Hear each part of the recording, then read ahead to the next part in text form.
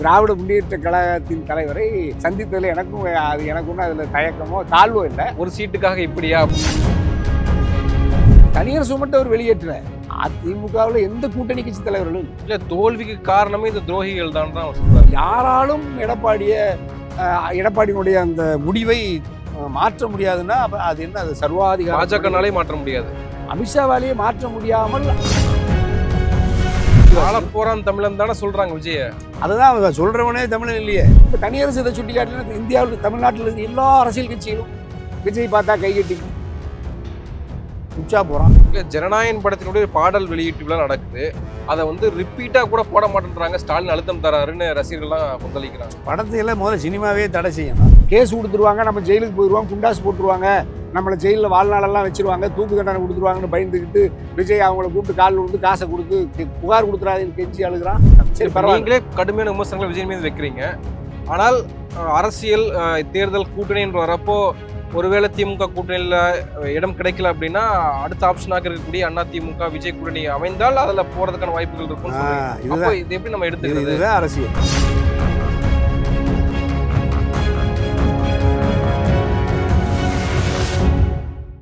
South byte நேயர்களுக்கு வணக்கம். இந்த நேர்காணலில் நாம் சிந்திக்கிருப்பவர் தமிழ்நாடு கொங்கு இளைஞர் பேரவை தலைவர் திரு தனியரசு அவர்கள். வணக்கம். வணக்கம். நீங்க முதலமைச்சர் மு.க. ஸ்டாலின் அவர்களை அறிவாலயத்தில் சந்தித்து பேசியிருந்தீங்க. அதன் பிறகு பத்திரிகையாளர் சந்திப்பின் போது முதல் முறையாக அறிவாலயத்தில் அந்த சந்திப்பு நடந்திருக்கு அப்படின்னு சொல்லியிருந்தீங்க. அதற்கு முன்பாக இப்போ நடந்த ஒரு துயர சம்பவம், டெல்லி தலைநகரில் ஒரு 13 பேர் உயிரிழந்திருக்காங்க. அந்த வெடி விபத்து குறித்து இப்போ விசாரணை போய்கிட்டு இருக்கு. ஒரு தலைவராக நீங்க எப்படி அதை பார்க்குறீங்க? நாட்டில் நடந்த ஒரு துயரமான சம்பவம், நடக்கக்கூடாத சம்பவம். இவ்வளவுதான் நம்ம சட்டங்களை கடுமையாக்கி பயங்கரவாதிகள் மீது, தீவிரவாதிகள் மீது இரும்பு கரங்கொண்டு அரசு, காவல்துறை, உளவு பிரிவு நடத்தினாலும் தொடர்ந்து இந்த தாக்குதலை தடுத்த முடியாத அளவுக்கு தான் இன்னும் நம்ம நாட்டினுடைய பாதுகாப்பு சூழலை இருக்குது. பாஜக, மோடி, அமித்ஷா அரசு இந்த பொறுப்புக்கு வந்துருச்சுன்னா நமக்கு இந்தியாவில் யாரும் இந்த மாதிரியான தாக்குதலே நடக்காதுன்னு எதிர்காலத்தில் அவங்களாம் எதிர்கட்சியாக இருக்கும்போது தொடர்ந்து பரப்புரை நடத்தினாங்க. காங்கிரஸ் ஒரு பலகீனமான அரசு, காங்கிரஸ் மன்மோகன் அல்லது சோனியா அல்லது அப்படிப்பட்ட எதிர்கட்சிகள் ஆளுகிற பொழுது நாட்டின் தேசத்தை பாதுகாப்பு தவறியதாக பாஜக அரசு கடுமையாக விமர்சிச்சு பாஜக கட்சி. ஆனால் பாஜக ஆட்சி பொறுப்புக்கு கிட்டத்தட்ட 3வது முறை ஆட்சி பொறுப்புக்கு வந்த பிறகு இதுவரை இல்லாத அளவுக்கு இந்தியாவின் தலைநகர் டெல்லியில், செங்கோட்டையில் மக்கள் நடமாட்டம் அதிகம் உள்ள பகுதியில், பாதுகாப்பு அதிகமாக இருக்கிற பகுதியிலேயே இது மாதிரி இவ்வளோ ஒரு பயங்கரமான கார் தாக்குதல் நடந்து 10க்கும் மேற்பட்ட ஒரு உயிரிழந்திருப்புங்கிற செய்தி ரொம்ப வருத்தத்துக்குரியது, வேதனைக்குரியது.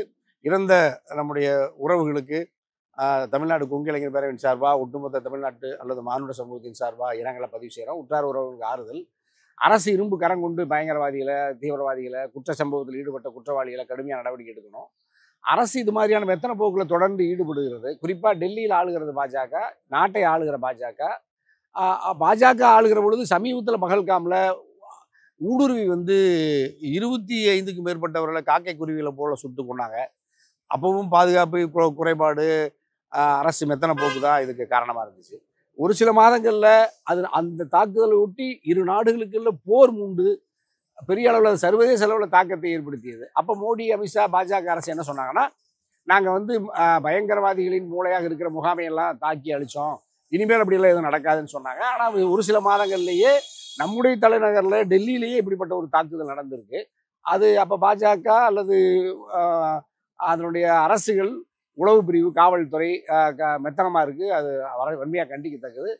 இது பாஜகவினுடைய அரசுக்கு மிகப்பெரிய பெரிய அவப்பெயர் தான். ஆகவே இனிமேலாவது மோடி, அமித்ஷா, பாஜக அரசு இது மாதிரியான சமூக விரோத செயலில், பயங்கரவாத, தீவிரவாத செயல்களை தடுத்து நிறுத்துறதுக்கு கூர்மையான நடவடிக்கை எடுக்கணும்னு நம்ம வேண்டியிருக்கு கேட்டு. இந்த முதலமைச்சருடைய சந்திப்பு, எஸ்ஐஆர் குறித்து அனைத்து கட்சி கூட்டத்தில் எங்களை அழைப்பு விடுத்திருந்தாங்க. ஜனநாயக முறைப்படி அவர் அழைப்பு விடுத்ததனுடைய அதற்கு ஒரு மதிப்பு கொடுக்கும் விதமாக நான் நேரில் சந்திச்சு பேசியிருக்கேன்னு நீங்க சொன்னீங்க. ஆனா இருப்பினும் அது ஒரு கூட்டணி ரீதியாக அதிமுகவிலிருந்து கடந்த காலங்களில் ஜெயலலிதா அவர்கள் காலத்திலிருந்து நீங்க அங்க பயணம் பண்ணிட்டு இருந்த ஒரு நபர், இப்ப இங்க வருகிற போது என்ன ஒரு மெசேஜ் கன்வே பண்றீங்க அப்படின்ற ஒரு விஷயம் இருக்குல்ல? இல்லை பொதுவாக இப்போ நம்ம வந்து நம்ம ஒரு இயக்கத்தை துவக்கி கிட்டத்தட்ட 25 ஆண்டு காலம் நாட்டு மக்களுக்காக அயராது 24 மணி நேரம் தொண்டாற்றுகிற ஒரு ஜனநாயக இயக்கம் தான் தமிழ்நாடு கொங்கு இளைஞர் பேரவை. அது சாதி கடந்து மதம் கடந்து உலக மானுட சமூகத்தின் நலன்களுக்காக ஜனநாயகம், சுதந்திரம், மக்களாட்சி, தனிமனித உரிமை, தன்மானம், சுயமரியாதை, தாய் தமிழ் மொழி, மொழி சார்ந்த இனம், தாயும் தமிழ் இந்த இனம் வாழுகிற தமிழ் நிலம் வலிமையாக இருக்கணுங்கிறதுக்காகவும் நம்ம களத்தில் வேலை செய்கிறோம். ஆனால் தமிழ்நாட்டு அரசியலில் நாங்கள் நீங்கள் சொன்ன மாதிரி ஒரு 10 ஆண்டு காலம் நாங்கள் போராட்ட காலத்தில் இருந்தோம். 2001 துவக்கி 2011 வரைக்கும். புரட்சித் தலைவி அம்மாவினுடைய வெற்றி கூட்டணியில் தேர்தல் பாதைக்கு தனியரசு அணியில் இணைந்து அதிமுக அணியில் இணைந்து போட்டியிடுறேன். 2 முறை இரட்டை இலை சின்னம் பெருவாரியான வாக்குகளை வெற்றி பெற்று அதிமுக அணியில் இருந்து சட்டமன்றத்திற்குள்ளும் சட்டமன்றத்திற்கு வெளியிலும் பல்வேறு கோரிக்கைகளுக்காக மக்கள் நலன், மக்கள் உரிமை சார்ந்து மக்கள் உணர்வுகளை பிரதிபலிக்கிற களத்தில் இருந்து தனியரசு பல வெற்றிகளை பெற்றிருக்கிறோம். பல்லாயிரக்கணக்கான லட்சக்கணக்கான கோடிக்கணக்கான மக்கள் அதில் பலனடைஞ்சிருக்காங்க, பயன்பெற்றிருக்காங்க. ஆனால் இந்த 2021 அதிமுகவோடு இணைந்து பயணிக்க முடியாத அளவுக்கு எடப்பாடியினுடைய அந்த பிடிவாத போக்கு, புரட்சித் தலைவர் அம்மாவுடைய மறைவுக்கு பிறகு ஏற்பட்ட நெருக்கடி அதிமுகவுக்கு, அவர்களுக்குள்ள இருக்கிற பல்வேறு பிரிவுகள், இப்போ சின்னம்மா, டிடிவி, ஓபிஎஸ், கடைசியாக செங்கோட்டையன், அதே மாதிரி புகழேந்தி, கேசிபி மாதிரி தொடர்ந்து அவர்களெல்லாம் கட்சியிலிருந்து வெளியேறி வருகிற சூழல். இன்னும் கூடுதலாக நீண்ட காலமாக கட்சியை நேசித்த அன்வர் ராஜா மாதிரி, மனோஜ் பாண்டியன் மாதிரியான மிக மூத்த தலைவர்கள் எல்லாம் சட்டமன்ற உறுப்பினராக இருக்கிற பொழுது திராவிட முன்னேற்ற கழகத்தில் போய் நேரத்தை பார்க்குறோம். ஒரு திராவிட பேர் இயக்கமாக இருக்கிற இந்த அதிமுக பாஜகவோடு கரம் பற்றி கொண்டு திராவிட கருத்தியலை மறந்து இந்துத்துவ பாஜகவின் கருத்தை தாங்கி எடப்பாடி பயணிக்கிறார். அந்த பார்வையும் அந்த விமர்சனமும் அந்த அரசியல் முரணும் தனியரசால அவர்களால் இணைந்து பயணிக்க முடியல. அவர்களும் ஒரு தத்துவ இயக்கமா, ஒரு தத்துவவாதி, கோட்பாட்டுவாதி தனியரசுவை சாதாரண அந்த பிழைப்புவாத தேர்தல் அரசியலோடு இணைத்து பயணிக்கிறதுல அவர்களுக்கும் நெருக்கடி. அதுதான் 21 அவர்களோடு இணைந்து பயணிக்க முடியல. தளபதி 21 அழைத்த பொழுதும் கேட்ட தொகுதியை தந்து உரிய அளவில் அங்கீகரிக்க தயாராக இருந்த பொழுது கூட அண்ணா திராவிட முன்னேற்ற கழகத்தின் மீது இருந்த பற்று, புரட்சி தலைவர் அம்மாவின் மீது இருந்த பற்று, 2 கோடி தொண்டர்கள் தனியரசு நெருக்கமாக இணைந்து 10 ஆண்டுகள் அரசியல் துறையிலையும் அரசு துறையிலையும் பணியாற்றி அந்த நன்றி உணர்வும் நட்பு உணர்வும் உடனடியாக திராவிட முன்னேற்ற கழகத்தினுடைய முகாமுக்கு மாறுறதுல தனியரசுக்கு ஒரு தடுமாற்றம் இருந்துச்சு. தளபதி அதை உணர்ந்து என்னிடமிருந்து சில காலம் பணியாற்றி வெளியேறி இன்னொரு இயக்கத்துக்கு ஈஸ்வரனுக்கு அந்த வாய்ப்பு தந்தார். இன்னைக்கு அவர் சட்டமன்ற உறுப்பினராக இருக்கிறார். 2021 அதிமுக நான் இணைந்து பணியாற்ற முடியாத சூழ்நிலையில் அன்றிலிருந்து இன்று வரை திராவிட முன்னேற்ற கழகத்தை அணியில் இல்லாமலேயே அதனுடைய கட்சி, அதனுடைய திட்டங்களையும், அரசினுடைய திட்டங்களையும், அதனுடைய அரசியல் பாதையையும் வலிமையாக ஆதரிக்கிற ஒரு ஒரு ஒரு மக்கள் உணர்வு சார்ந்து அறிவு தளத்தில், கோட்பாட்டு தளத்தில் தனியரசு இணைந்து வெளியிருந்து தொடர்ந்து ஆதரிச்சிருக்கிறேன். தனியரசு ஆதரவை திராவிட முன்னேற்ற கழகம் வெளியிலிருந்து தந்து தனியரசு சொன்ன கருத்தின்படியே அது தொடர் வெற்றிகளை பெற்று வருகிறது. அது கிட்டத்தட்ட தனிப்பெரும்பான்மையோடு 2021 சட்டமன்றத்தை கைப்பற்றி அது ஆட்சி பொறுப்புக்கு வந்தது. உள்ளாட்சியில் 100 விழுக்காடு வெற்றி வருவார்கள் என்று சொன்ன முதல் தனியரசு 100 விழுக்காடு வெற்றி, இடைத்தேர்தலில் வெற்றி, நாடாளுமன்ற 2024 கடைசி தேர்தலிலும் முழுமையான வெற்றி, 40 தொகுதி. அப்போ தொடர் வெற்றிகளை திமுக பெறும் என்று சொன்ன தனியரசு, அதற்காக களத்தில் அவர்களுக்கு ஆதரவாக பிரச்சாரத்தை தொடர்ந்து நாளெல்லாம் செய்து வந்த தனியரசு தமிழ்நாடு கொங்கு இளைஞர் பேரவை 2026 ஒரு அணியில் கட்டாயமாக நான் இணைந்து என்னுடைய அரசியல் பயணத்தை தேர்தலில் போட்டியிடணும். அப்போ இருக்கிறதுல ஒரு தத்துவ இயக்கமாக, ஒரு வலிமையான ஜனநாயக கூட்டமைப்பாக இருக்கிறது திராவிட முன்னேற்ற கழகமும் அதனுடைய தலைமையில் இருக்கிற கூட்டணி கட்சிகள். எனக்கு நெருக்கமாக இருக்கிற ஜனநாயக சக்திகள் அந்த அணியில் இருக்கிறதுனால திராவிட முன்னேற்ற கழகம் இப்பொழுது SIR சிறப்பு வாக்காளர் திருத்த என்கின்ற திட்டத்தில் பாஜக கொண்டு வந்திருக்கிற சில சூழ்ச்சி அல்லது சதி, தகுதியானவர்களை நீக்குவது, தகுதியற்றவர்களை இணைப்பது, அதன் மூலமாக பாஜக இங்கு வாக்கு அரசியலின் மூலமாக அதிகாரத்தை கைப்பற்றுவதற்கு இந்தியாவின் பிற மாநிலங்களில் அவர்கள் செய்த முயற்சி வெற்றி பெற்றதை போல தமிழ்நாட்டுக்குள்ளும் ஊடுருவி அந்த சதிக்காக இந்த சிறப்பு வாக்காளர் திட்டத்தை கொண்டு வந்திருக்காங்கிறதுனால அதற்கான அனைத்து கட்சி கூட்டத்தை திமுக அதில் நடத்தியது. அதில் தனியரசுக்கு அழைப்பு இருந்தது, தமிழ்நாடு கொங்கு இளைஞர் பேரவைக்கு அழைப்பு இருந்தது. அந்த அழைப்பை ஏற்று நான் பங்கெடுத்த பொழுது முதல்வரை சந்தித்து பேசினோம். தனிப்பட்ட முறையில் நம்ம எல்லா அரசியல் இயக்கங்களோடும் தலைவர்களோடும் நெருக்கமான உறவை பராமரிக்கிற பண்பு தனியரசுக்கு உண்டு. தலைவர்கள் அன்பா பாசமாக இருப்பாங்க. கருத்து முரண் இருக்கிற தலைவர்களோடு கூட, கொள்கை முரண் இருக்கிற அரசியல் கட்சிகளோட தனிப்பட்ட முறையில் தனியரசுக்கு ஒரு நேர்மையான நேர்மறை அன்பு நட்பு உண்டு. அந்த அளவில் திராவிட முன்னேற்ற கழகத்தின் தலைவர், நாட்டின் மிக மூத்த அரசியல் ஜனநாயகவாதி தலைவர், நாட்டின் முதலமைச்சர், ஒரு தத்துவ அரசியலை இந்தியாவிலேயே முன்னெடுக்கிற ஒரு அரசு, சமூக நீதி அரசு, திராவிட மாடல் அரசு. ஆகவே நேரில் சந்தித்து இந்த 4.5 ஆண்டுகால அரசுக்கு அரசினுடைய பயணம், அது அது அது செல்லுகிற திசை மக்களுக்கானது என்பதை விட வரவேற்று பாராட்டி வாழ்த்தி 2026 சட்டமன்ற பொதுத் தேர்தலில் தமிழ்நாடு கொங்கிளைஞர் பேரவை திராவிட முன்னேற்ற கழகத்தின் தலைமையிலான இந்தியா கூட்டணியில், தேசிய அளவில் இந்தியா கூட்டணி, தமிழ்நாட்டு அளவில் ஜனநாயக முற்போக்கு கூட்டணி, மதசார்பற்ற கூட்டணி திமுகவில் நம்ம இணைந்து பணியாற்றுவது குறித்தான விருப்பம், அது குறித்தான உரையாடலை கருத்தை கவனத்துக்கு கொண்டு போயிருக்கும். அது அது அது அவருடைய விருப்பம். ஏன்னா திராவிட முன்னேற்ற கழகத்திற்கு அது ஏற்கனவே பல்வேறு அமைப்புகள் அங்கே கூடுதலாக இருக்கிறாங்க. அதில் தொகுதி இட பிச்சைகள் இருக்கலாம், அது இருக்கலாம். ஆனால் அரசியல் ரீதியாக ஒரு தத்துவ கூட்டணியாக இருக்கிறதுனால தனியரசு முதல் வாய்ப்பாக திராவிட முன்னேற்ற கழகத்தில் நம்ம இணைந்து பயணிக்கிறதுல தயக்கம் இல்லைங்கிற செய்தியை நம்ம பதிவு பண்ணியிருக்கோம். எதிர்காலத்தில் நம்ம என்ன சூழல், அரசியல் சூழல் வருது, அது திராவிட முன்னேற்ற கழகம் அந்த அந்த அணியில் போட்டியிடுவதற்கான வாய்ப்பு, சூழல் அது நெருங்கி வருகிற சூழலில் தான் அதை பற்றி இறுதி முடிவு எடுக்கப்படும். ஏன்னா அவங்களுக்கும் இன்னும் அந்த தேர்தல் கூட்டணி குறித்து திராவிட முன்னேற்ற கழகமோ அதனுடைய அணியோ இப்போ சமீபத்தில் அதற்கான சூழல் இல்லை. இருந்தாலும் நம்ம ஒரு நீண்ட காலமாக அவங்களோட ஒரு 15 ஆண்டு காலம் நான் நெருக்கமான உறவு இருந்தால் கூட அரசியல் ரீதியாக, நிர்வாக ரீதியாக தனியரசு தனிப்பட்ட முறையில் அணுகி இந்த இந்த உரையாடல் அல்லது நம்முடைய விருப்பம் எதுவும் நாங்கள் பரிமாறிக்கொண்டதில்லை. ஆகவே அறிவாலயத்தில் முதலாக தனியரசு, தமிழ்நாடு கொங்கிளைஞர் பேரவை, திராவிட முன்னேற்ற கழகத்தின் தலைவர், நாட்டின் முதல்வர் சந்தித்து ஒரு ஒரு ஒரு மரியாதை நிமித்தமான சந்திப்பை முதல்ல நிகழ்த்துவோங்கிறதுனால அந்த சந்திப்புக்காக நேரம் கேட்டிருந்தோம். உடனடியாக நேரம் ஒதுக்குனாங்க. ஒரு ஒரு ஒரு மரியாதையான சந்திப்பு தான், ஒரு ஆரோக்கியமான சந்திப்பு, நாட்டுக்கு அவசியமான சந்திப்பு. அது எதிர்காலத்தில் 2026 சட்டமன்ற பொதுத் தேர்தலில் அணியில் இணைந்து பயணிக்கிற அளவுக்கான வாய்ப்பு, சூழலை உருவாக்குமாங்கிறத நம்ம பொறுத்திருந்து பார்க்கணும். இப்போது வரைக்கும் அப்படி ஒரு இறுதியான முடிவு 2 தரப்புலையும் உறுதி செய்யப்படலை. இதுல முக்கியமா நீங்க பேட்டி கொடுத்த பிறகு ஆர்பி உதயகுமார் கிட்ட பத்திரிகையாளர்கள் கேள்வி எழுப்புறாங்க.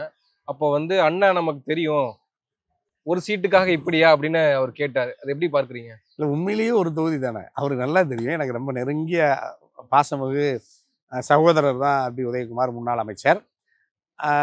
அந்த 2021 எல்லா தன்னுடைய கூட்டணியில் இல்லாதவர்களுக்கும், தன்னையே எதிர்த்தவர்களுக்கு கூட எடப்பாடி தொகுதியை ஒதுக்கினார். தனியரசுக்கு மட்டும், தமிழ்நாடு கொங்கிளைஞர் பேரவை மட்டும் நிராகரித்தார். இப்போ நான் யாரெல்லாம் எடப்பாடியை முதல்வர் அரியணையில் அமர்த்தினோமோ, தனியரசு, சின்னம்மா, டிடிவி, ஓபிஎஸ் எல்லாரையும் வெளியேற்றுறாரு.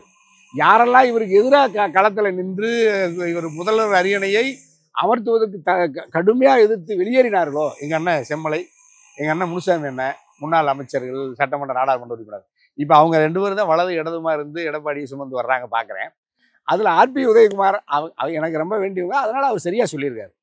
அவங்களுடைய முகாமில் அவர்களை விட அதிமுகவை நேசித்த தனியரசு, அவர்களை விட அம்மாவை நேசித்த தனியரசு, அண்ணா திராவிட முன்னேற்ற கழகத்தின் கொள்கையை நேசித்து அதன் அரசின் திட்டங்களை நாட்டு மக்களிடம் தங்கு தடை இல்லாமல் ஆழமாக கொண்டு சேர்த்ததில் தனியரசு முதன்மையான அணியில் கூட்டணியில் இருந்ததுங்கிறதுனால அந்த பாசத்தில் உதயகுமார் சரியாக தான் பதிவு பண்ணியிருக்கார்.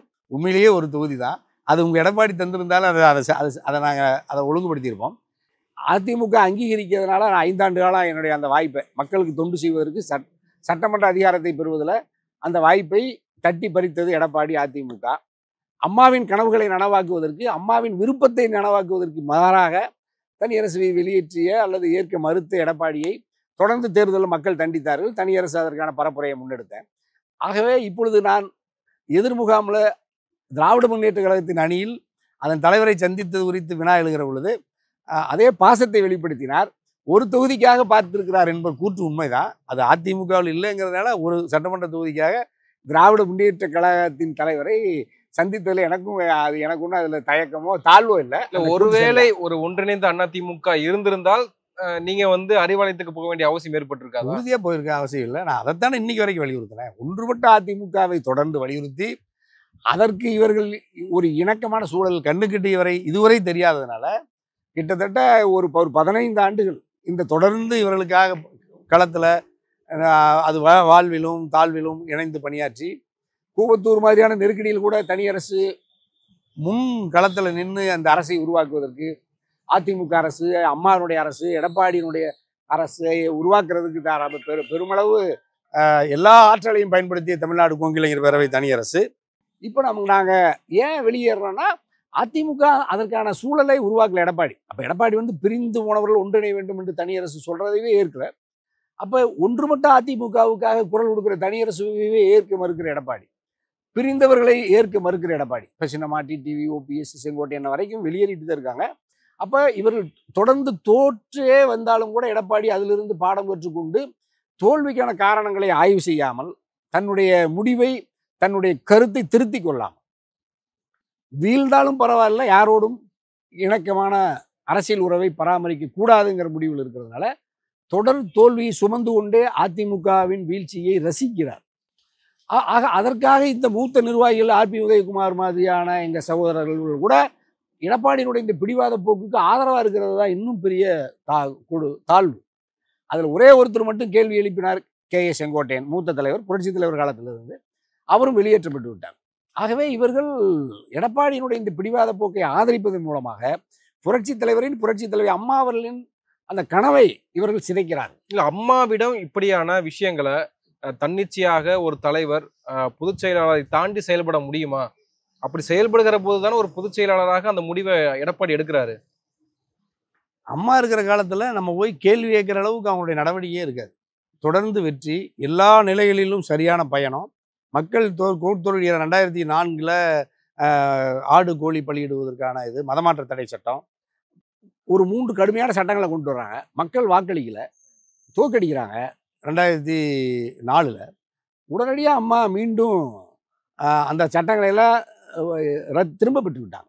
அப்போ அவங்க உடனடியாக தோல்வியிலிருந்து அதற்கான காரணியை கௌரவம் பார்க்காம அந்த காரணியை சரி செய்வாங்க. தோல்விக்கான காரணியை குறிப்பாக நீங்கள் வெளியேறியவர்களால் கட்சிக்கு அல்லது வெற்றிக்கு அவர்கள் அது ஒரு ஒரு காரணமாக இருக்கும் அப்படின்னா உடனடியாக வெளியேறியவர்களெல்லாம் நினைக்கிறாங்க. இப்போ நம்ம முன்னாள் அமைச்சர்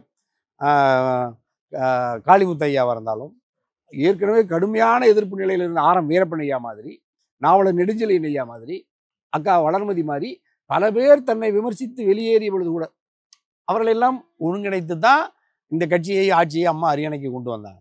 அதுதான் 2 கோடி தொண்டர்களுடைய விருப்பம். அதுதான் ஒரு மனிதன், ஒரு ஜனநாயகத்தின் அழகே அனைவரையும் மன்னித்து அரவணைப்பது. அந்த மன்னிப்பு, அரவணைப்பு என்கின்ற அந்த வார்த்தைக்கே பொருள் புரியாமல் எடப்பாடி பயணிக்கிறது தான் எடப்பாடியுடைய தொடர் வீழ்ச்சிக்கு காரணம்.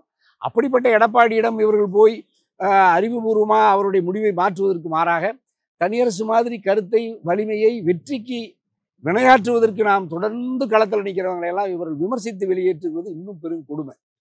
தனியரசு மட்டும் அவர் வெளியேற்றல, அதிமுகவில் எந்த கூட்டணி கட்சி தலைவர்களும் இல்லை. தன்னுடைய கட்சிக்காரர்கள் வெளியேறுகிறார்கள், எடப்பாடிக்கு வருத்தம் இல்லை, ரசிக்கிறாரு.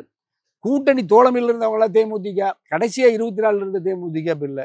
எடப்பாடியோட என்ன காரணம்னு தெரியாது. இல்லை, தோல்விக்கு காரணமே இந்த துரோகிகள் தான் அவர் சொல்றாரு. அப்படின்னா நீங்கள் தேமுதிக என்ன, அவங்க என்ன துரோகம் பண்ணாங்க உனக்கு?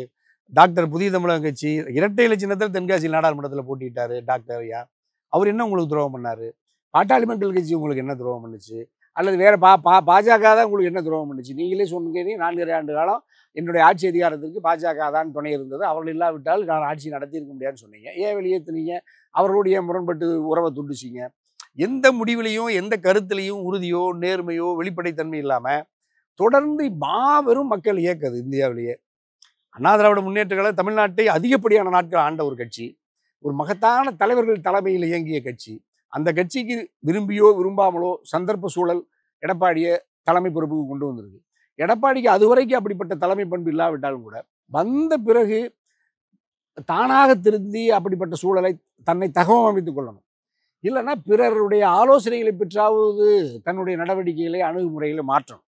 எடப்பாடியிடம் இந்த 2மே இல்லை. யாராலும் எடப்பாடியினுடைய அந்த முடிவை மாற்ற முடியாதுன்னா அது என்ன? அது சர்வாதிகார பாஜகனாலே மாற்ற முடியாது. அமித்ஷாவாலேயே மாற்ற முடியாமல், அன்பா சொல்லி மாற்ற முடியாமல் மிரட்டித்தானே இப்ப கட்டுப்பாட்டில் வச்சிருக்காங்க. இப்ப நீ எல்லாத்துக்கும் அதிமுக வந்தா அது திமுகவுக்கு எதிராக நம்ம செயல்பட முடியும், நம்ம வலுவான கூட்டணி அமைக்க முடியும் அப்படின்னா அது பாஜக செய்திருக்க முடியும் தானே? எடப்பாடி மிரட்டி செய்திருக்க முடியும் தானே? ஏன் அது பண்ண முடியல? இல்லை, பாஜகவுக்கு அதிமுகவை ஒன்றுபட்ட அதிமுக வலிமைப்படுத்தி விட்டு ஒரு தொகுதி 2 தொகுதிக்காக காலம் பூரா பாஜக தமிழ்நாட்டில் வளராமல் இருக்கணுங்கிறதுக்கு பாஜக ஒன்றும் அப்படி ஒரு பலகீனமான அல்லது அறிவு கூர்மை இல்லாத கட்சி அல்லது.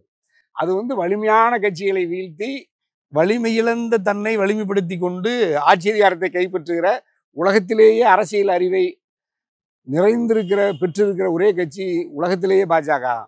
அப்படிப்பட்ட பாஜக அதிமுகவின் கரம் பற்றி அதிமுகவினுடைய ரத்தத்தை கொஞ்சம் கொஞ்சமாக தன் பக்கம் இழுத்துக்கிட்டு, அது பலகீனமான நோயாளியாக அதிமுக பலகீனப்பட்டு வருவதை ரசித்து பாஜக வலிமைப்பட்டு அதிமுக பலகீனப்பட்டு வருகிறது. அப்போ ஒரு நோயாளி போல வலிமை இழந்து வருகிற சூழ்நிலையில் கூட எடப்பாடிக்கு அது புரியலை, எடப்பாடிக்கு அது தெரியலை. ஆனால் பாஜக அதை மகிழ்ந்து ரசிக்குது. அப்போ நீங்கள் சொன்ன மாதிரியே இந்த பிடிவாதமாக இருக்கிற எடப்பாடி நம்ம கூட இருக்கணும். யாரையும் சேர்க்காததுனால தான் எடப்பாடி பொதுச் செயலாளராக பாஜக வச்சிருக்கு.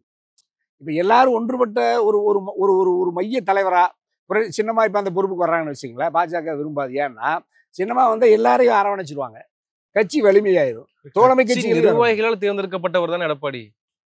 அதுதான் தொண்டர்களால் தேர்ந்தெடுக்கணுங்கிறது தானே விதி. இப்போ அதுதானே சிக்கலை. இப்போ ஏன் இப்போ நீங்கள் ஐயா ஓபிஎஸ் எல்லாம் நீதிமன்றத்தில் தொண்டர்களின் உரிமை மீட்பு குழுவெல்லாம் எதுக்கு நடத்துகிறாங்க? தொண்டர்களால் தேர்ந்தெடுக்கப்படணும் பொதுச் செயலாளருங்கிறது புரட்சி தலைவர் நிறுவனருடைய விதி, அடிப்படை பைலா படி, கட்சியினுடைய சட்ட விதி. ஆனால் இவர் அதுக்கு 10 மாவட்ட செயலாளர் முன்மொழியின் வழிமொழின்னு இவராக விதியை திருத்தி இவருடைய ஆதரவாளர்களை எல்லாம், மாவட்ட செயலாளர்கள், முன்னணி பொதுக்குழு உறுப்பினர்களை எல்லாம் இவருடைய ஆதரவாளர்களை திரட்டி வைத்துக் கொண்டு தன் விருப்பத்திற்கு விதிகளை திருத்துறது. நிறுவனருடைய விருப்பத்தை அவருடைய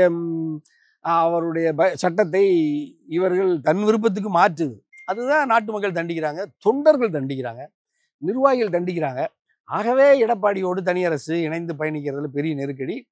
ஆகவே திராவிட முன்னேற்ற கழகத்தின் அணி, வலிமையான இந்த அணியில் இணைந்து பணியாற்றுவதற்கான ஒரு சூழல், அது அது எந்த நிலையில் அது தன்னுடைய இந்த விருப்பத்தை அது நிறைவேற்பதற்கான சூழலை காலம் தருமா இல்லையான்னு தெரியல.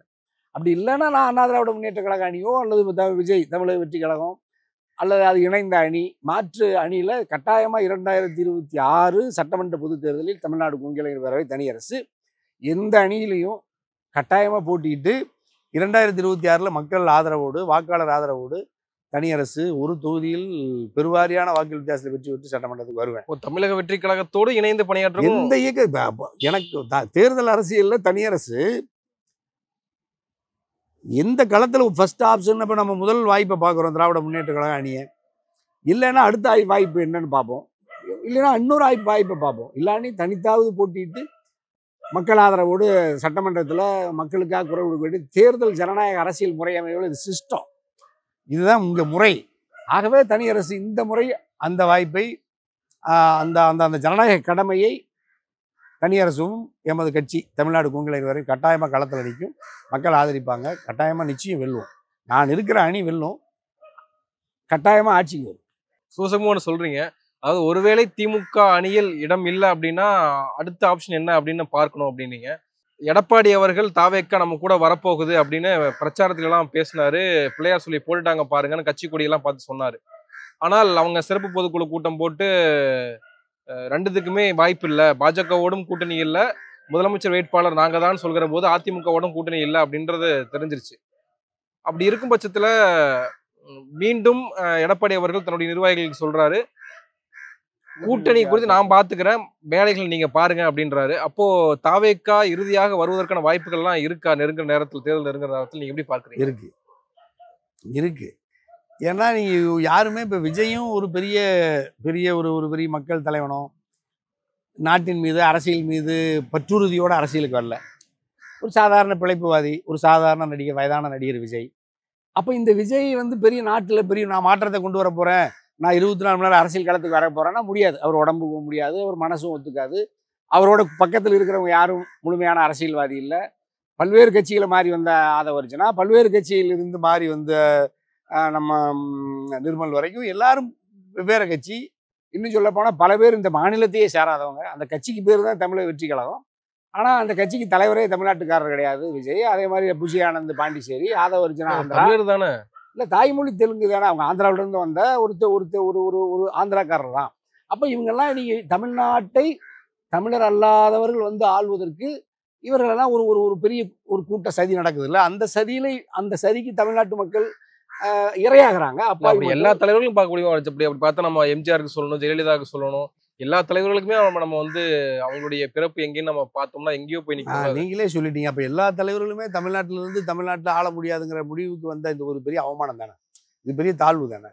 இதை விட அவமானம் உலகத்துல வேற எங்காவது இருக்குமா? தன்னுடைய தாய்நாட்டில் தன்னுடைய நாட்டின் மக்கள் ஒருவன் ஆட்சித்துறை தலைவனாக அரசியல் தலைவனாக வர முடியாத அளவுக்கு இருக்குதுன்னா, இந்த மூடர்கள் இந்த அடிமை கூட்டம் எத்தனை ஆயிரம் ஆண்டுகளா இந்த அடிமைகளா கிடக்கிறான். சுதந்திரம் வாங்கி 75 ஆண்டுகளுக்கு பிறகு கூட தமிழ்நாட்டில் ஒரு தமிழ் மண்ணை சார்ந்தவன் ஆள முடியாதுன்னா இது சமூகமா? இந்த அடிமைகளை, இந்த மூடர்களை யார் திருத்துறது? அதுதான் தனி அரசு, அதுதான் தமிழ்நாடு குங்கிளைஞர் பேரவை, அதுதான் தமிழ் இனம், மொழி, அரசியல் விழிப்புணர்வு. திரைப்படங்களில் திரையரங்கில் நடிகர்களை தேடாதீங்க. நடிகனாக வருவனே தமிழ்நாட்டுக்காரனா இருக்கக்கூடாதுன்னு நினைக்கிறான்ல இந்த தமிழ்நாட்டுக்காரன். தான் நடிக்கிற நடிகையை கூட தமிழ்நாட்டுக்காரனா இருக்கக்கூடாதுன்னு நினைக்கிறேன். இந்த தமிழ்நாட்டில் இருக்கிற முதலாளிகள் தமிழ்நாட்டுக்காரனா இருக்கக்கூடாது. கூலியா இருக்கணும், மூடனா இருக்கணும். சாராய கடையிலையும் ஆலைகள் வழிபாடுவது, சாராய கடைகளில் முடங்கி கிடப்பது, திரையரங்குகளும் முடங்கி கிடப்பது. திரையரங்கம், சாராய கடை, ஆலயம், இந்த மூணுலேயும் முடங்கி கிடக்கிற கூட்டமாக கிடக்கிற இந்த தமிழ்நாட்டுக்காரன் இந்த 3 நிறுவனத்தையும் நடத்துறது வேற ஆள். கோயில்லையும் தமிழன் கிடையாது. அந்த முதலாளியாவோ கட்டுறவனோ அங்கு இவனுக்காக இறைவனிட சொல்லி இந்த காட்டுவாசிக்கு, இந்த ஏழைக்கு ஏதாவது ஒன்று போட்டு கொடுன்னு சொல்கிற ஒருத்தரோ அவரும் தமிழ்நாட்டுக்காரர் கிடையாது. திரையரங்கு முதலாளிகளோ, நடிகர்களோ, ப்ரொடியூசரோ, டைரக்டர் பெரும்பாலும் 90 விழுக்காடு பேர் தமிழ்நாட்டுக்காரங்கள்லாம் கிடையாது. அங்கேயும் போய் இங்கேயே படுத்து கிடக்கலாம். சாராய முதலாளிகளும் சாராய விற்கிறவனும் பெரும்பாலும் இந்த மாநிலத்தை சார்ந்தவன் இல்லை, தமிழ்நாட்டுக்காரன் இல்லை. ஆனால் குடிக்கிறவன் பூரா இந்த காட்டுவாசி, இந்த மூடர் தான் கிடக்கிறான். அப்போ இவன் எத்தனையாயிரம் வரும்? மூலாயிரம் ஆட்சி காலத்தில், கிருஷ்ணதேவரா, திருமலை நாயக்கர் காலத்தில், ஆங்கிலேயர் காலத்தில், மராட்டியர் காலத்தில், சரபோஜியிலிருந்து இந்த நாட்டை இவன் எப்பவுமே ஆண்டதே இல்லை. இதுதான் இந்த மூடர்கள் எப்போவோ ராஜராஜ சோழன், சேரன், சோழன், பாண்டியன்னு நம்ம சொல்கிறோமா தவிர 1000 ஆண்டுகளுக்கு முன்பு. அதற்கு பின்பு இந்த 1200 ஆண்டுகளாக இந்த ஆதிவாசிகளை, இந்த மூடர்களை சுதந்திரம் பெற்று இத்தனை பல்கலைக்கழகம், இத்தனை கல்லூரிகள் வந்த பிறகு கூட இன்னைக்கு வரைக்கும் நீங்கள் சொன்ன மாதிரியே இந்த ஜனநாயக நாட்டில் ஒரு நாட்டின் முதலமைச்சராக கூட தமிழ்நாட்டுக்கார வர முடியல. ஆந்திராவை சேர்ந்த ஒரு தெலுங்கு பேசக்கூடிய நம்ம விஜய் தான் வர முடியுங்கிற அளவுக்கு அவர் வரணும்னு சொல்லி காட்டுவாசி போய் 41 பேர் மரணிக்கிறாங்கல்ல, அது இதோட பெரும் கொடுமை.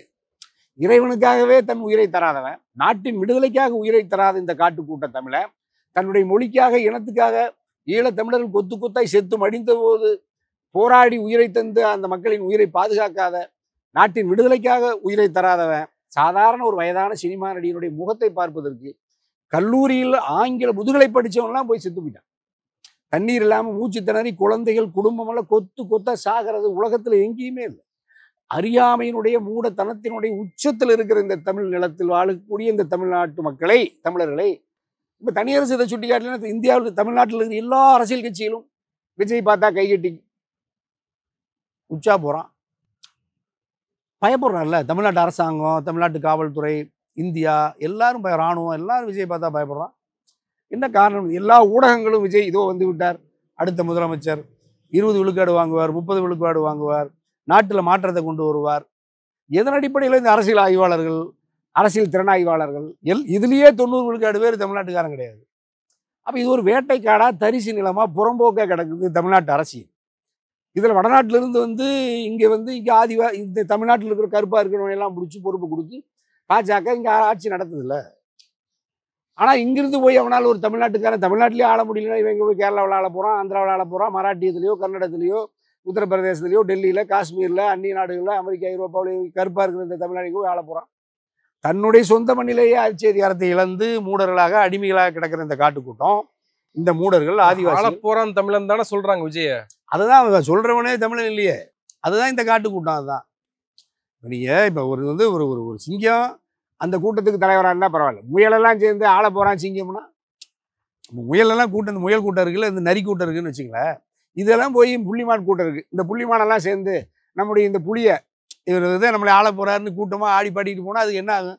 அது ஒன்றா பிடிச்சி அந்த புளி சாப்பிட்டுட்டு இருக்கும், இந்த மான் கூட்டம் அழிஞ்சிக்கிட்டு இருக்குது. ஆனால் இந்த காட்டு கூட்டத்துக்கு தெரியல, நம்மளுக்கு இவர் தான் மகாராஜான்னு சிங்கத்துக்கிட்ட போய் எல்லாம் படுத்து கிடக்கு, அல்லது ஓனாயிட்ட போய் படுத்து கிடக்கு. அது என்ன ஒன்று குரல் வழியை கடித்து தமிழருடைய ரத்தத்தை குடிக்குது. இப்போ தமிழனுடைய இந்த உழைப்பை அறியாமை சுரண்டி தான் திரையரங்கத்தில் இந்த ஏழைகளை குடிசையில் இருக்கிறவனை சேரு ஏழை எளி உழைக்கிற மக்கள் இடத்துல தான் இந்த விஜய் போர்டு கிடக்கு கம்பு கிடக்கு. திரையரங்கத்தில் அவன் தான் போய் பாலை ஊற்றுறான். அவன்கிட்ட 100 ரூபா 50 ரூபா 500 ரூபா 1000 ரூபாய் டிக்கெட்டை விற்று தான் இந்த விஜய்ங்கிற தமிழ்நாட்டை சாராத ஒரு வயசான நடிகை பல 100 கோடி ரூபாய்க்கு பணக்காரன் ஆகிறான். பெரிய 100 கோடி 200 கோடி பங்களாவில் வசிக்கக்கூடிய விஜய் ஏழையில் இருக்கிற துன்பத்தில் இருக்கிற கண்ணீரை போய் ஏழைகள் குடிசையில் இருக்கிறவன் போய் எப்படி காப்பாற்ற போகிறான்? இல்ல ஜனநாயகன் படத்தினுடைய பாடல் வெளியீட்டு விழா நடக்குது. அதை வந்து ரிப்பீட்டா கூட போட மாட்டேன்றாங்க. ஸ்டாலின் அழுத்தம் தராருன்னு ரசிகர்கள்லாம் கொந்தளிக்கிறாங்க. படத்தையில முதல்ல சினிமாவே தடை செய்யணும். இந்த சினிமா தானே தமிழ்நாட்டுக்காரன் பூரா காட்டுவாசி ஆகுது. நீங்கள் மூடர் இவன் எங்கே போய் இவன் வந்து இந்த 3 இடத்த மூடணும். கோயில், திரையரங்கம், டாஸ்மார்க்கை மூடுனீங்கன்னா தமிழ்நாடு மாதிரி உலகத்திலேயே எந்த நாடும் கிடையாது. இந்த 3லையும் போய் இப்போ மக்கள் போய் கூட்டமாக 24 மணி நேரம் கோயிலில் கிடக்கிறான்.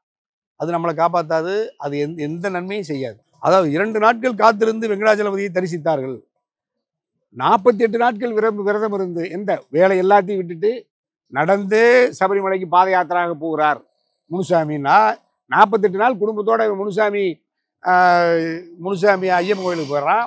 ராமசாமி திருச்செந்தூருக்கு நடைபயணம் போடுறான். இவன் ஜோசப்பு வேளாங்கண்ணிக்கு நடைபயணம் போயிடுறான். இவன் அப்துல்லா மெக்கா மதீனாக்கு போயிடுறான்னா நாட்டில் என்ன உற்பத்தி நடக்குது? நாட்டில் என்ன அமைதி இருக்குது? சரி, இந்த 3 பேர் போனதுக்கப்புறம் அந்தந்த அதுக்குன்னு ஒரு கட்சி வச்சு கொடி போர்டை வச்சு சண்டைய ஆரம்பிச்சிடறான். இது என்ன? இது அறிவு? இது என்ன? இப்போ எந்த சாமி உங்களையெல்லாம் இப்படி பிரித்து இப்படி மூடரெல்லாம் 24 மணி நேரம் வந்து எனக்கு பால் ஊற்று நெய் ஊற்றுன்னு எந்த சாமி சொல்லுச்சு? அல்லது எந்த பொங்கல் வெய்ய கெடா வெட்டுன்னு எந்த சாமி சொல்லுச்சு? இவனா நினச்சிக்கிட்டு இவனா போய் இந்த மூடர்கள் இப்படிப்பட்ட ஒரு கருத்தை பரப்புறது, அதில் இப்போ சில பேர் ஆதாயம் தேடுறது, அதுதான் தமிழ்நாடு இன்றைக்கி வீணாக போய் கிடக்கு. அப்போ திரையரங்கம், கோவில் இந்த மாதிரி முடங்கி தமிழ்நாட்டு மக்கள் கிடக்கிறது தமிழ்நாட்டுக்கு பெரிய அவமானம். இது வந்து நீங்கள் கேரளாவில் இப்படி பார்க்க முடியாது. கேரளாவில் ஒரு மலையாளி தவிர இன்றைக்கி வரைக்கும் அந்த நாட்டினுடைய அமைச்சராக யாரும் வர முடியாது. கர்நாடகாவில் வர முடியாது, ஆந்திராவில் வர முடியாது. நீங்கள் ஆந்திராவில் போய் ஒரு ஒரு ஒரு ஒரு எங்கள் ராமதாஸ் ஐயா முதலமைச்சராக முடியுமா? அல்லது தனியரசு போய் கேரளாவில் முதலமைச்சராக முடியுமா? சட்டமன்ற உறுப்பினரே ஆக முடியாது. ஆனால் ஆந்திராவில் வர்றவங்க, கேரளாவிலேருந்து வர்றவங்க, கர்நாடகாவிலேருந்து வர்றவங்க, இலங்கையிலேருந்து வர்றவங்க, மாலத்தீவு, எங்கே உலகத்தில் எவன் வேணாலும் இங்கே வந்து ஆகிக்கலாம். சினிமாவில் நடிச்சுட்டு வெள்ளையாக இருந்தால் இந்த காட்டுக்கூட்டம் போய் கால் விழுந்து வணங்குது. சாமியே நீங்கள் கருப்பாக இருக்கிற சாமியெல்லாம் கும்பிட்றதை விட்டுட்டான் இந்த காட்டு தமிழை. இவனுடைய பாட்டனை, முனியப்பனை, ஐயனாரை, மாரியாத்தால, காளியாத்தால, கருப்பாக இருக்கிறவளையெல்லாம் விட்டுட்டு சிகப்பாக முட்டாக இருக்கிற சாமிக்கிட்ட ஓடி போயிட்டேன். இப்போ நீங்கள் நேராக இப்போ திருவண்ணாமலைக்கோ அல்லது இன்னும் ஸ்ரீரங்கம் இப்படி பெரிய பெரிய கோயில்களுக்கு, மதுரை மீனாட்சி அம்மை, பெரிய பட்டு அலங்காரம், நகம் வைரமெல்லாம் போட்டு பெரிய கோபுரங்கள் கோயில் இருக்கிற பணக்கார சாமியிட போக ஆரம்பிச்சிட்டான். ஏழை சாமியெல்லாம் இப்போ கேட்கறதுக்கு இல்லாமல் கிடக்கு மரத்தடி. அப்படின்னா இவனை யார் இவனை இப்படி பராமரிக்கிறது? அல்லது இவனுக்கு யார் அரசியல் கற்றுக் கொடுக்கறது? தனியரசு தவிர இந்த ஆதிவாசிகளுக்கு அரசியல் விழிப்புணர்வு ஊட்டுறதுக்கு, எச்சரிக்கை சொல்கிறதுக்கு யாருமே இல்லை. எல்லாரும் நீங்கள் விஜய் ஒரு பெரிய பணக்காரன்னா, நடிகை அவனுக்கு ஒரு கூட்டம் இருக்குதுன்னா எல்லாரும் கைகட்டி நிற்கிறாங்க. இதிலிருந்து மாற்றுறதுக்கு இந்த 8 கோடி தமிழ்நாட்டு மக்கள், 6.5 கோடி வாக்காளர்கள் ஒரு விஜய் இல்லை, யார் திரைத்துறையிலிருந்து வந்தாலும் நிராகரிக்கணும். யார் அரசியல் தத்துவ உரிமை இல்லாமல் மண்ணின் மீதும், இனத்தின் மீதும், மொழியின் மீதும், அரசியலின் மீதும் பற்று இல்லாமல், சாதி மதங்களுக்கு அப்பாற்பட்டு இன்ப துன்பங்களை எல்லாத்தையும் தியாகம் செய்கிற மனசு வேணும். தன்னுடைய சொத்தை இழக்கணும், சுகத்தை இழக்கணும். விஜய் சுகத்தை இழக்கிறாரா? கண்ணு முன்னாடி 41 பேர் கரூரில் சாகிறாங்க. துடிக்க குழந்தை இறக்குது, பெண்கள் இறக்குறாங்க. தப்பிச்சு ஓடி போறவன் எப்படி நாட்டுக்கு அரசனா வந்து முதலமைச்சரை வந்து நேர்லயே கூப்பிட்டு அவங்க காலில் விழுந்து கதறி அழுதுருக்காருல. அவங்க உயிரை காப்பாற்றுறதை விட்டுட்டு செத்ததுக்கு அப்புறம் 45 நாள் கழிச்சு கேஸ் கொடுத்துருவாங்க, நம்ம ஜெயிலுக்கு போயிடுவாங்க, குண்டாஸ் போட்டுருவாங்க, நம்மளை ஜெயிலில் வாழ்நாளெல்லாம் வச்சிருவாங்க, தூக்கு தண்டனை கொடுத்துருவாங்கன்னு பயந்துக்கிட்டு விஜய் அவங்கள கூப்பிட்டு காலில் விழுந்து காசை கொடுத்து புகார் கொடுத்துறாதுன்னு கெஞ்சி அழுகிறான். காவல்துறை வழக்கு பதிவு செய்யலை, மத்திய அரசாங்கம் சிபிஐ வழக்கு பதிவு செய்யலை. 41 உயிரிழப்பு காரணமாக இருக்க தமிழக வெற்றி கழகத்தை தடை பண்ணியிருக்கணும். விஜய் A1 அக்யூஸ்டாக கைது பண்ணி வழக்கு பதிவு பண்ணி கைது பண்ணியிருக்கணும். இந்நேரம் குண்டாசு போட்டிருக்கணும், பனைக்குரல் விழுந்து சீல் வச்சிருக்கணும். ஆனால் நீங்கள் 35 நாள் கழிச்சு சாட்சி கிடைக்கிறதுக்கு பாதிக்கப்பட்டவங்களை கூப்பிட்டு பணத்தை கொடுத்து 20 லட்சத்தை கொடுத்து நேரடியாக ஏதோ பேசி அவங்கள வழக்கு பதிவு செய்யாமல், புகார் கொடுக்காம, சாட்சி சொல்லாமல் தடுத்து வைக்கிறான். அதுக்கு இந்த மத்திய அரசு, மாநில அரசெல்லாம் உதவியாக இருக்குது. எல்லா அரசியல் கட்சிகளும் விஜய் ரொம்ப நொந்துருவார், விஜய் ரொம்ப மனசு உடஞ்சிருவார்னு எல்லா கட்சிக்காரனும் போய் விஜய் கைகால் பிடிச்சி அமைச்சு விட்டுருக்கான். இது என்ன நாடா? இது 41 பேர் செத்து போனது யாரு அதுக்கு நீதி யாரு கேட்கறது? இப்போ தனியரசு இதை கேட்கல, விஜய் மேலே வழக்கு பதிவு செய்ய கைது செய்யலைன்னு சொல்லியிருந்தா 20 லட்ச ரூபா பணமே விஜய் கொடுத்துருக்க மாட்டார். வழக்கு வந்துடும் அப்படிங்கிறதுனால 20 லட்ச ரூபாய் கொடுக்குறாப்புல. அப்போ அந்த 41 பேர் குடும்பத்துக்கு போன 20 லட்ச ரூபாயை தனியரசால போனது. அந்த 41 குடும்பத்தை கொண்டுட்டு வந்து அழைச்சி மன்றாடி செயற்கையாவது ஒப்படைக்காவது வருத்தம் தெரிவித்ததாக சொல்கிறாங்க. நடந்து என்னன்னு தெரியாது. அதுவே தனியரசு இல்லைன்னா விஜய் அந்த அந்த பணிவுக்கே வந்திருக்க மாட்டார். சரி, பரவாயில்ல. நீங்களே கடுமையான விமர்சனங்களை விஜய் மீது வைக்கிறீங்க. ஆனால் அரசியல் தேர்தல் கூட்டணின்ற வரப்போ ஒருவேளை திமுக கூட்டணியில இடம் கிடைக்கல அப்படின்னா அடுத்த ஆப்ஷனாக இருக்கக்கூடிய அண்ணா திமுக விஜய் கூட்டணி அமைந்தால் அதுல போறதுக்கான வாய்ப்புகள் இருக்கும்னு சொல்றீங்க. அப்போ இது எப்படி நம்ம எடுத்துக்கிறது? இதுதான் அரசியல். அப்ப இந்த அரசியல்ல தான் நீங்க விஜய் வந்து ஏற்கனவே ஜனநாயகத்துல தன்னுடைய முடிவுகளால் ஏற்பட்ட இழப்புகள்ல தனக்கு ஏற்பட்ட வேதனையில சோதனையில தன்னை திருத்திக் கொள்வதற்கு விஜய்க்கு ஒரு வாய்ப்பு. இப்ப தனியரசு நான் இருக்கேன்னா நீ விஜய் இந்த தப்பா செய்ய மாட்டேன், பகிரங்கமா மன்னிப்பு கேட்டிருப்ப. வழக்கே வந்தாலும் நீ வழக்கை நேரடியாக நீதிமன்றத்தில் முறையாக நடத்தி அதில் நம்ம அதை ஒழுங்குபடணும். இப்போ தனியரசு மேலே மக்களுக்காக போராடி பல்வேறு வழக்குகள் இருந்துச்சு. வழக்கை நான் நீதிமன்றத்தில் சந்தித்து தான் விடுதலையானேன். நான் மட்டுமல்ல, என்னுடைய தம்பிகள், என்னுடைய கட்சியின் தொண்டர்கள் 500க்கும் மேற்பட்டவர்களால் வழக்கு இருந்துச்சு. ஒரு சட்டமன்ற உறுப்பினராகி தனியரசு உலகத்துக்கு தெரியறதுக்கு 500 பேர் கைது, பல நாட்கள் சிறை, எத்தனை பல கோடி ரூபாய் இழந்து நாங்கள் இந்த அரசியலில் இவ்வளவு சிரமப்பட்டு போராடி இந்த ஜனநாயகத்தில் அரசியலுக்கு மக்களுக்கு தொண்டு செய்கிறோம். அப்போ நீ ஒரு சம்பவம் நடக்குது, நீ அரசியலுக்கு இப்போ தான் புதுசாக வந்திருக்க, 4வது கூட்டம் தான் அது, மொத்தமாக 3 மணி நேரம் தான் மக்கள். ஆதவ் சொன்னார் இல்லையா, எங்கள் அண்ணனுக்கு நீங்கள் அரசியல் சொல்லி கொடுக்குறீங்களான்னு கேட்டார்ல. அதுதான் இப்போ அந்த அண்ணனை நீ அப்போ அரசியல் இருந்து எப்போ விஜய்கிட்ட ஆதவர்ஜினா வந்தார், நாணயமாகவே பேசுவான். ஆதவர்ஜினா இந்த அண்ணன் ரொம்ப தங்கமான ஆள், மிகப்பெரிய அரசியல் அறிவுஜீவி. ஏன் நீ விடுதலை சிறுத்தையிலிருந்து விரட்டுற வரைக்கும் காத்திருந்த? நேராக நீங்கள் வந்து அசோக் நகரில் விடுதலை சிறுத்தைகள் அலுவலகத்திலிருந்து நீ எதுக்கு பனையூருக்கு போன? அங்கே விரட்டி விட்டுட்ட. விடுதலை சிறுத்தைகள் ஊடுருவி விஷப்பூச்சின்னு சொன்னது தனியரசு. அங்கே போய் அந்த கட்சியில் குழப்பத்தை உருவாக்கி தலித்த முதலமைச்சராக்கிறேன், திருமாவை முதலமைச்சராக்கிறேன்னு சொன்னேன். 3 நாள் கழிச்சு விஜய்கிட்ட ஓடி போயிட்டு, அப்போ நீ உங்கள்கிட்ட என்ன தத்து உறுதி இருக்குது? நீ என்ன 1ஆம் நம்பர் எங்கள் வைகோயை சொன்ன மாதிரி பித்தலாட்டம் ஃப்ராடு அப்படின்னா நீ உடனே அங்கே போய் இந்த ப்ராட பக்கத்தில் இந்த பித்தலாட்டக்காரர் பக்கத்தில் வச்சுக்கிட்டு நீ என்ன நேர்மையான அரசியலை கொண்டு வந்துடுவ? அப்போ அங்கே போய் 10 வயசு நான் திமுகவுக்காக உழைச்சேன், பாவ மன்னிப்பு கேட்குறேன்னு சொன்னேன். அப்போ விடுதலை சிறுத்தைகளிலிருந்து வந்தீங்களா? அதுக்கு பதிலே சொல்லலை. நீ 10 வருஷம் பாவ மன்னிப்பு கேட்டால் ஏன் விடுதலை சிறுத்தைகள்கிட்ட போய் சேர்ந்துட்டு அங்கிருந்து எதுக்கு வந்தீங்கன்னா பதில் இல்லை. அப்படி ஏற்பட்ட ஆதவர்ஜினா வச்சுக்கிட்டு நீங்கள் இந்த விஜய்கிட்ட இருந்து என்ன நேர்மையான அரசியல்? ஆனால் தனியரசு இப்போ தேர்தல் அரசியலில் நீ பாதிக்கப்பட்டிருக்க. திருந்தி இப்போ பாஜகவின் கைப்பாவையாக இல்லாமல் உண்மையிலேயே ஒரு தத்துவ பார்வையோடு மக்களை நேசித்து இனிமேல் இது மாதிரி இனி சமூக விரோத செயல்களில் சட்டவிரோத செயல்களில் தானும் ஈடுபடாமல் ஈடுபடுவர்களையும் கட்டுப்படுத்தி கட்சியிலிருந்து வெளியேற்றிட்டு ஒரு நேர்மையான, தூய்மையான, வெளிப்படையான, மக்களுக்கு உழைக்கிற மனம் உறுதியோடு நீ களத்துக்கு விஜய் வந்தா தேர்தலில் சில தீர்மானங்களை ஒரு கூட்டு ஒரு வரைவு திட்டத்தின் அடிப்படையில் காமன் மினிமம் ப்ரோக்ராம்னு சொல்கிறோம்ல, அந்த திட்டத்தின் அடிப்படையில் நம்ம தாவேகா தனியரசோ அல்லது வேற எந்த ஜனநாயக சக்தியில் இணைந்து களத்துக்கு வந்தால் ஒரு பதிவு செய்யப்பட்ட ஒரு அரசியல் கட்சி நாட்டின் குடிமகன் என்பதனால் தேர்தல் அரசியலில் இதை தவிர்க்க முடியாதுங்கிற யதார்த்த அரசியல் தனியரசுக்கு தெரியும். இப்போ நான் இவ்வளவு எடப்பாடி மேலே விமர்சனம் வைக்கிறேன். எடப்பாடியோடு எந்த காலத்துக்கும் அரசியல் உறவு இல்லைன்னு நம்ம பண்ண முடியாது. இந்த இருக்கிற திரட்சியில் எடப்பாடியோட தேர்தல் பயணத்தை துவக்கணும் அல்லது அரசியல் பயணத்தில் மக்களுக்காக இயங்க வேண்டியதாக இருக்கோம்னாலும் இயங்கணும். ஜனநாயகத்தில் எந்த ஒன்றுமே உறுதியாக இல்லைன்னு நிராகரிக்கவே முடியாது. அப்படி பாஜக திமுக இணைந்து ஆட்சியை நடத்தியது, பாஜக அதிமுக இணைந்து ஆட்சியை நடத்தியது. விடுதலை சிறுத்தைகள் பாஜக 2001 கூட்டணியில் இருந்தாங்க. பல்வேறு இயக்கங்கள் அதில் இணைந்து பணியாற்றுறாங்க பார்க்குறேன். அதில் நான் ஒரு ஜனநாயக இயக்கமாக இத்தனை ஆண்டு காலம் நான் எந்த சூழ்நிலையிலும் முரண்பட்டு கோட்பாட்டு இயக்கங்களோடு இணைந்து நான் அரசியல் பயணத்தை துவக்கினது தனிப்பட்ட பயணம் இருக்கலாம். அப்படிப்பட்ட தனியரசு எதிர்காலத்தில் 2026 அப்படி விஜய் திருந்தினாலும் எடப்பாடி திருந்தினாலும் நாட்டு மக்களுக்கு நல்லது தானே. அது திமுகவே விரும்பும். ஒரு ஆரோக்கியமான ஜனநாயக அரசியல், மதவாத பாசிசத்தை தடுத்து நிறுத்த நாட்டின் ஜனநாயகம் சுதந்திரம் உயிர்ப்போடு இருக்கணும். அது எடப்பாடி இருக்கலாம், விஜய் இருக்கலாம், பாலாஜி இருக்கலாம், தனியரசு இருக்கலாம். ஆனால் ஜனநாயக நாட்டில் இருக்கணும். அப்போ தான் நீங்கள் அடுத்தடுத்து ஆட்சிக்கு பொறுப்பு வர முடியும். இப்போ மாறி மாறி அதிமுகவும் திமுகவும் இங்கே இருதுருவ அரசியல் வருதுல்ல, அது எது மூல விஷயம்னா நீங்கள் சித்தாந்தமும் ஜனநாயகம் தான். அப்போ இந்த ஜனநாயகம், இந்த சுதந்திரம் நாட்டில் இருக்கணும். அது பாஜகவினுடைய ஆட்சி காலத்தில் இந்த 10 ஆண்டுகளுக்கு மேலே அதனுடைய அரசியல் வரலாற்றை பார்த்தா ஜனநாயகம் இல்லை. குஜராத்தில் நீங்கள் ஒரே கட்சி தான் ஆட்சியில் இருக்குது. ஏன் மாறி மாறி வர முடியல? எதிரிகள் ஒழித்து விடுவார்கள், அங்கே ஜனநாயகம் இருக்காது. உத்தரப்பிரதேசத்தில் இப்போ யோகி வந்துட்டாப்புல இல்லை, இனி எந்த காலத்துலையும் உத்தரப்பிரதேசத்தில் வேறு எந்த கட்சி வராது, நிரந்தரமாக யோகி தான். அப்போ இப்படிப்பட்ட நிலைமை தமிழ்நாட்டில் வந்துடக்கூடாது. அதுக்காக திமுக அது ஜனநாயகத்தினுடைய நுகர்ச்சியினுடைய ஆணி வேறு அது அதுக்கு எல்லாம் தெரியும். அதுக்கு தன்னுடைய கடமை செய்யும். மக்கள் வாய்ப்பு தந்தால் அது பொறுப்பில் இருக்கும். மக்கள் வாய்ப்பு தந்து அரியணையில் ஏற்றாவிட்டாலும் மக்களுக்காக 24 மணி நேரம் இயங்குகிற இயக்கம் திமுக, அதன் தலைவர்கள்லாம் எனக்கு அணுவணுவாக தெரியும். அதனுடைய வயது 70 ஆண்டுகளுக்கு மேலே இருக்குது. அதனுடைய வேர் 100 ஆண்டுகளுக்கு மேலே இருக்குது. 1925 சுயமரியாதை இயக்க காலத்திலிருந்து இருக்குது. ஆகவே நம்ம அதில் முதல் வாய்ப்பை நம்ம பார்க்குறோம். அடுத்தடுத்து ஜனநாயக ரீதியா நீங்க சொல்றீங்க. ஆனால் அடுத்து உதயநிதி வந்துட்டார். உதயநிதி பேசுகிற சில விஷயங்கள்லாம் ஹைலைட் ஆக்கப்படுது அப்படின்றப்ப அது வாரிசு அரசியலா தானே பார்க்கப்படுது. இல்லை, வாரிசு இப்போ ஒரு குடும்பத்தில் 5 பேர் நாட்டுக்காக உழைக்கிறாங்கன்னா அந்த குடும்பத்தை நம்ம நேசித்து அந்த குடும்பத்துக்கு விருது தரணும், அந்த குடும்பத்தை அங்கீகரிக்கணும், ஆதரிக்கணும். இப்போ நீங்கள் உங்கள் குடும்பத்தில் அரசியலுக்கு வர சொன்னால் வரமாட்டாங்க. என் குடும்பத்தில் 24 மணி நேரம் முழுமையாக வாங்கன்னா வர தயங்குவாங்க. ஒரு சிலர் எல்லாம் வராமல் கூட போகலாம். அந்த குடும்பமே அரசியல் இருக்குதுன்னா நம்ம அந்த குடும்பத்தை ஆதரித்து இன்னும் கூடுதலாக சிறப்பும் வாய்ப்பும் தர்றதுல என்ன தவறு இருக்குது?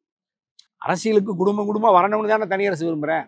அதில் உதயநிதி வந்தாலும் யார் அந்த குடும்பத்திலேருந்து வந்தாலும் அவர் ஒரு மனிதனாக பார்க்கணும். அவர் எந்த பின்னணி குடும்பத்தை நம்ம பார்க்குறது இல்லை, அவரை மனிதனாக முதல்ல பார்க்கணும். அப்படி தான் நாங்கள் விஜயை கூட பார்க்குறோம். விஜய் குடும்பத்தோடு வந்தால் வேண்டான்னு சொல்கிறோமா? விஜய் மனைவியோட, குழந்தையோட, தாய் தந்தையோடு ஒரு ஆர்ப்பாட்ட களத்தில் நிற்கிறாரு, மக்கள் களத்தில் நிற்கிறாரு, வழக்கு வாங்குறாரு, சிறைக்கு போகிறாரு, நாட்டை காப்பாற்றுறாரு, மக்கள் காப்பாற்றுறாருன்னா பரவாயில்ல. ஆனால் இவங்க அதிகாரத்தை நேராக முதலமைச்சராக வரணும், நேராக ஏசி பங்களா, பெரிய கோடீஸ்வர பங்களா, தனி விமானம், நேராக செயின்ட் ஜார்ஜ் கோட்டை, முதலமைச்சர், அப்படி திரும்பினா அப்படியே நாடே அசைகிற மாதிரி தில்லான மோகனமாரில் மாதிரி சீனை போட்டால் அதுக்கு இந்த காட்டு கூட்டம் ஓடுதுன்னா அதவே அதுக்கு நம்ம அதை கண்டிக்கிறோம். அதை விஜயை திருத்துறோம், எடப்பாடி திருந்துறோம்னு சொல்கிறோம். நல்லது சொன்னால் நாட்டில் யார் கேட்குறா? ஆனால் அதுக்கு தான் நீங்கள் தண்டிச்சே திருந்துவாங்க. இப்போ நீங்கள் எப்படி, நான் யாரையும் மேடையில் கூற வைக்க மாட்டேன், யாரும் வரவேற்புரை, தலைமையுரை இதெல்லாம் செய்ய மாட்டேன்னு சீனை போட்ட விஜய் இந்த சிக்கலில் ஒரு எப்படி ஒழுக்கமாக இந்த சிறப்பு பொதுக்குழு கூட்டத்தில் எல்லாத்தையும் ஒரே மாதிரி சேர் போட்டு உட்கார வச்சிருக்கிறேன். வரவேற்புரை எல்லாம் ஒழுக்கமாக நடக்குது. என்ன சேட்டை பண்ண நீ? அதுக்கு முன்னாடி நான்லாம் மற்ற கட்சி மாதிரிலாம் இருக்க மாட்டேன், உன்னை இப்போ ஒழுக்கமாக இருக்கேன். இப்போ நாளைக்கு நீ வண்டி எடுத்துக்கிட்டு ஊருக்குள்ளே போய்ப்பார், ஒருத்தர் 2 வீலர் பின்னாடி வந்தால் கூட வண்டி நிறுத்திட்டு ஓடிடுவேன். இன்னும் கேஸ் போடாமையே நான் சொல்கிறேன்ல, எஃப்ஐஆர் போடுறது எதுக்குன்னா, இப்போ விஜய் கொஞ்ச நாள் ஜெயிலில் வச்சு ஒரு பெரட்டி விடுங்கன்னா காலத்துக்கு பொறுப்பாக இருக்கிறது மட்டும் இல்லை, மற்றவங்களையும் பொறுப்பாக நடத்தும். ஒருத்தர் குற்றம் பண்ணணும்னு தண்டிக்கிறது எதுக்கு தலைவரை? திருந்துறதுக்கு தான். ஆகவே திருந்துறதுக்கு நீங்கள் விஜய் மேலே ஒரு வழக்கு போடுங்க, ஜெயிலில் வைங்கன்னா கேட்கவே மாட்டேங்கிறாங்க இந்த அரசாங்கம், பயந்துக்கு. அது ஒரு பெரிய இது இல்லை. ஜெயிலுங்கிறது நம்ம நாட்டில் நம்மளுக்காக கட்டின ஜெயில் தான். இப்போ விஜய் மாதிரி திருந்தாதவங்களுக்கு, அடங்காதவங்களுக்கு, ஆதவரிச்சினா மாதிரி அடங்காதவங்களுக்கு தான் ஜெயில். அதுக்கு தான் இந்த வழக்கு, அதுக்கு தான் நீதிமன்றம். இதை சொன்னால் விஜய் சிறை மாதிரி ஒரு அரசியல்வாதிகளுக்கு ஒரு ஒரு ஒரு பல்கலைக்கழக உலகத்திலே எதுவும் கிடையாது. சிறை அப்படி பக்குவப்படுத்தும் மனிதனை. நீங்கள் இந்தியாவை ஆண்ட எங்கள் பசுமன் முத்துராமலிங்க தேவரையாவாக இருந்தாலும், கர்ம வீரர் காமராஜர் ஐயாவாக இருந்தாலும், ஐயா வாவு சிதம்பரம் பிள்ளையாக இருந்தாலும், அண்ணல் தேசப்பிதா காந்தி ஐயாவாக இருந்தாலும், எல்லா மகத்தான தலைவர்களும் ஆண்டு கணக்கில் சிறையில் இருந்து, நீங்கள் சொன்ன மாதிரி குடும்பத்தோடு சிறையில் இருந்த, இப்போ நேருபிரான் மாதிரி அவ்வளவு பெரிய பண்டிட் ஜவஹர்லால் நேரு உலகத்திலேயே உயர்ந்த கல்வியை கற்று உலகத்திலேயே அரச குடும்பம் எல்லா வாய்ப்பு வசதியில் இருந்தவங்க கூட நாட்டுக்காக விடுதலைக்காக போய் ஜெயிலில் 10 ஆண்டுகளுக்கு மேலே கிடந்த தலைவன். அந்த தலைவன் தான் நீங்கள் ஆட்சி பொறுப்புக்கு பிரதமராக இருக்கும்போது மக்கள் அப்படி நேசிக்கிறான். அப்படி தான் காமராஜர் ஐயா. அந்த ஜனநாயகம் தான் திமுக அவரை தோக்கடிக்குது. நாட்டுக்கு விடுதலை வாங்கி கொடுத்து ஓட்டுரிமை வாங்கி காமராஜர் ஐயா சொந்த ஊரில் விருதுநகர் தோக்குறாரு. சுதந்திரத்திற்காக போராடாத ஒரு கட்சி, ஒரு சாதாரண பையன், யாருடைய விடுதலையில் இவன் தலை நிமிர்ந்தானோ அந்த விடுதலையை வாங்கி தந்தவனை கண்ணு முன்னாடி தோக்கடிச்சிட்டு இந்த காட்டுக்கூட்டம் ஓட்டு போட்டு இன்னொருத்தனை தேர்ந்தெடுத்து, இதுதான் ஜனநாயகம். ஆனால் இது ஒரு அறியாமை, இது நேர்மையற்றது, அரசியல் விழிப்புணர்வு இல்லாததுன்னு நம்ம சொல்கிறோம். இதுதான் ஜனநாயகம்னு ஐயா சொல்லியிருக்கார் பெருந்தலைவர் காமராஜர் ஐயா. இதுதான்டா ஜனநாயகம் வேறான், எனக்கு என்ன பெரிய இது மாதிரி நீங்கள் உலகத்தில் அது. ஆனால் இவரை போய் கும்பிட மாட்டான், கடவுளை கும்பிடுவான். கடவுளை சுதந்திரத்தை வாங்கி கொடுத்தாரு, ஆண்டவனா சுதந்திரம் வாங்கி கொடுத்தாரு, சினிமா தேட்டரில் நடிகனா சுதந்திரத்தை வாங்கி கொடுத்தேன், சாராய கடையில் பாட்டில் போட்டிருக்கிற ஏதாவது ஒரு பொம்மையாக சுதந்திரம். இந்த 3 இடத்துல தான் இந்த ஒட்டுமொத்த தமிழ்நாட்டுக்காரன் கிடக்கிறான். சாதியாக சண்டை கட்டுறான், மதமாக சண்டை கட்டுறான். தமிழனா இனமா, மொழியா, அரசியலா, அறிவானா வரமாட்டான். அதுவே நம்ம தனி அரசு தொடர்ந்து பரப்புரை நடத்துகிறோம். அதில் முதல் நிலையில் இன்னைக்கு ஒரு முதிர்ச்சியான அரசியல் கட்சி தலைவராகவும் திராவிட முன்னேற்ற கழகத்தின் தலைவர் இருக்கார், நாட்டின் முதல்வர் இருக்கார். அந்த அணியில் இருக்கிற இயக்கங்களும் வலிமையான ஜனநாயக இயக்கங்கள். பொதுவுடைமை இயக்கமாக இருந்தால் மறுமலர்ச்சியோ, திராவிட முன்னேற்ற கழகமோ, விடுதலை சிறுத்தைகளோ, அப்போ அங்கே இருக்கிற பல்வேறு இப்போ எங்கள் வேல்முருகன் தமிழக வாழ்வுரிமை கட்சியோ, எல்லாம் அங்கே இருக்கிற அரசியல் கட்சிகளும் நமக்கு ரொம்ப நெருக்கமான காங்கிரஸ் பேர் இயக்கமோ, அதெல்லாம் ஒரு முதன்மையான மக்களுக்கு நீண்ட காலம் பணியாற்றி அனுபவம் பெற்ற அரசியல் கட்சிகளாக ஒரு அணியாக இருக்கிறதுனால தனியரசு அந்த அணியை நம்ம வந்து ஒரு வலிமைப்படுத்தணும் அப்படின்னுங்கிறதுல நம்ம ஒரு இவ்வளவு காலம் வெளியிருந்து ஆதரித்தோம். அப்போ அணியிலிருந்து ஆதரிக்கிறதுக்கான சூழல் இருந்து வாய்ப்பு இருந்தால் பயணிப்போம். இல்லாட்டி நம்ம அடுத்தடுத்த அணியை ஒழுங்குபடுத்துவோம், இல்லைனாலும் ஒரு அணியை கட்டுவோம். ஆனால் அதுதான் என்னுடைய ஜனநாயகத்தினுடைய கடமை என்கிறதுனால தனியரசு அந்த வேலை செய்யும். நன்றி, நிறைய விஷயங்களை பகிர்ந்துருக்கீங்க. உங்க நேரத்துக்கு மிக்க நன்றி. சவுத்பேட்டை பாலாஜியாவுக்கு வணக்கம். நன்றி.